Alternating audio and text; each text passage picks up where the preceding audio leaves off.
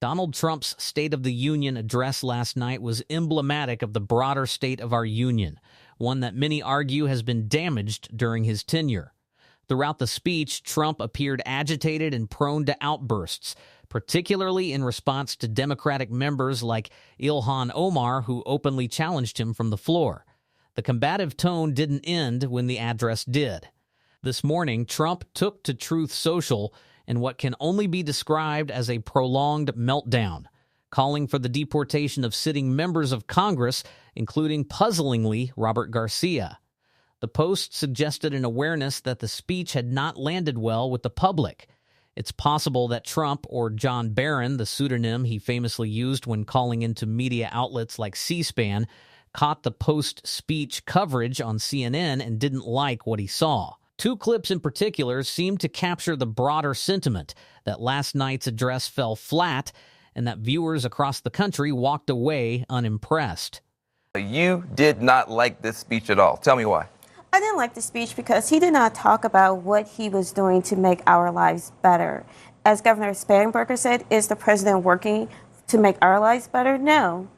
James Carville said, it's the economy. And it still is the economy. And he's not talking about that at all. Wait, what about the Trump accounts? What about the tax cuts? Did that move you at all? Did that make you feel like he's on your side? No. No, it did not. Why not? He talked about the health care plan. Where is his health care plan? People's health insurance premiums are going up. What is he doing for that? What is he doing for our seniors? Yeah, just left you flat. But the thing that I missed the most was a focus on the economy and looking forward. And Supreme Court struck the tariffs down, and he's going for another round of tariffs. And I also think that's the wrong direction. Tariffs cost our company a lot of money. Our costs are up, and we need to control our costs. And, without, raising rates, we can't give raises to our employees. We can't help them. So I'm stuck in that kind of vicious cycle of raise the rates, prices go up, raise the rates. And, how do we continue that? So he didn't help you at all on the tariff stuff at all? That's not exactly what Stephen Miller and the speechwriters were going for, and this is something I touched on last night, both in my two videos and during the live stream after Live from the Capitol. I came away genuinely puzzled by the point of the speech. Trump handed out awards, rattled off a list of dubious accomplishments, but the address was neither forward-looking nor a meaningful reflection on the past. The closest it came to either was a recurring refrain of blaming Joe Biden. Essentially, I've only been president for a year, everything is Biden's fault, I said I'd fix it all on day one. And that, more or less, was the speech. 2 hours of it. The longest in history, apparently, which raises the obvious question, what was the point? I'm not sure anyone really knows. To his credit, Trump at least attempted to present himself as a well-meaning, patriotic figure for much of the address. But that veneer didn't hold. As the speech wore on, the composure slipped and the hostility surfaced, culminating in an ugly, directed attack on Democrats and on Ilhan Omar in particular.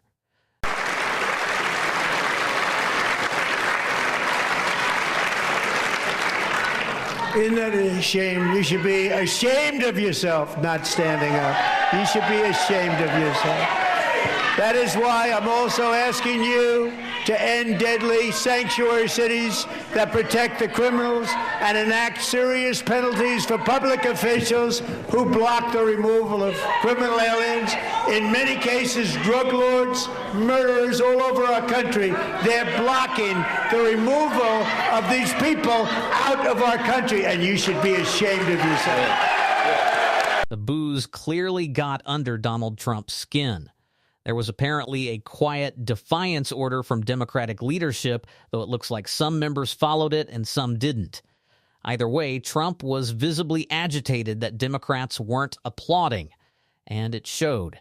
But those boos were entirely warranted.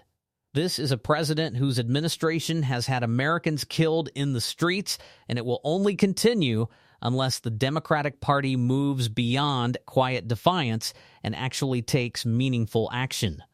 So yes, the shouts of release the Epstein files and accusations far more serious than that clearly hit a nerve, and they were meant to. But the reaction didn't stop at the Capitol. The president carried his grievances into this morning and early afternoon, taking to Truth Social for what can only be described as a prolonged meltdown.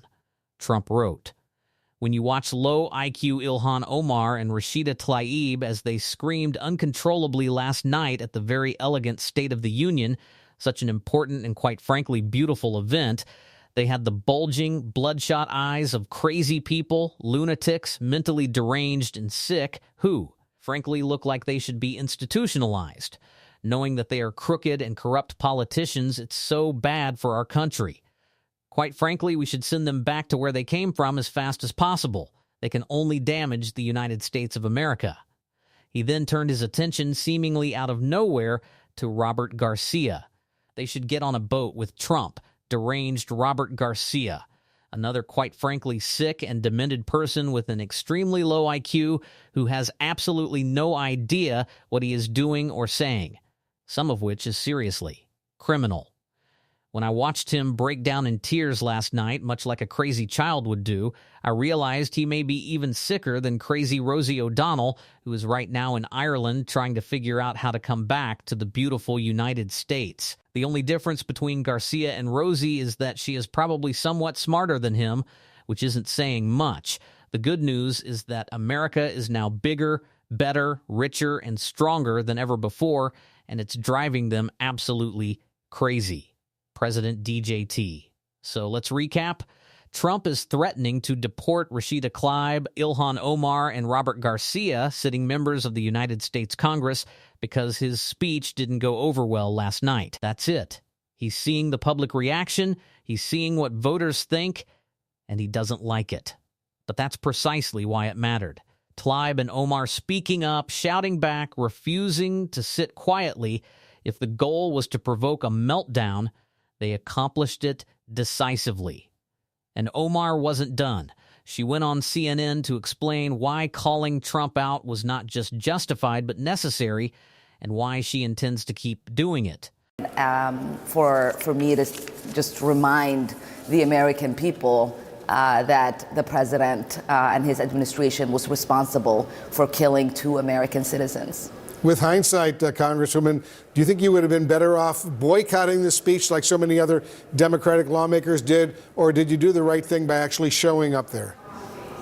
I brought 4 Minnesotans as guests for the Minnesota delegation. It was important for us to be there, to bear witness, to hold the space for our constituents that have lived through an occupation from federal law enforcement, that have been terrorized, that have seen our neighbors been killed and traumatized in so many ways. And so, no, I think it was really important for my constituents to see me there. It was really important to my constituents to hear that I was reminding the president that Renee Good and Alex Preddy were killed under this administration. One of your guests, one of the guests that you brought to the State of the Union, was actually arrested by U.S. Capitol Police during President Trump's speech for allegedly disrupting the proceeding. Explain to our viewers, Congresswoman, what happened, and is she still in custody?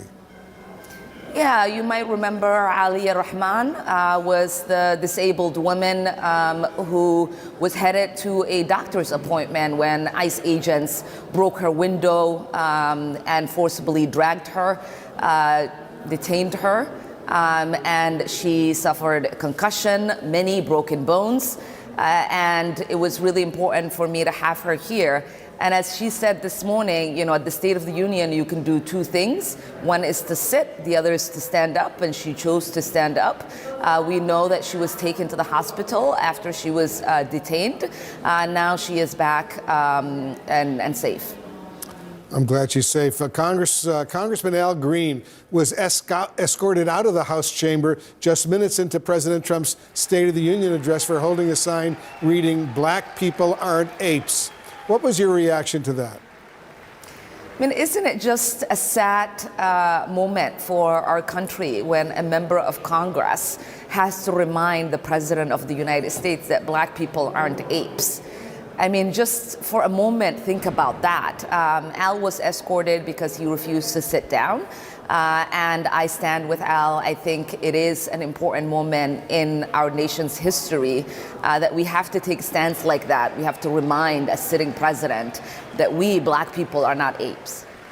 And as a lot of us, of course, remember, it was Trump who posted on social media that horrible racist picture of Michelle and Barack Obama as apes.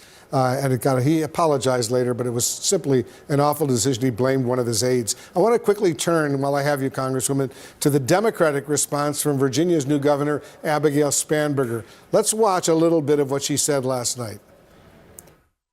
We did not hear the truth from our president. So let's speak plainly and honestly. And let me ask you, the American people watching at home, 3 questions.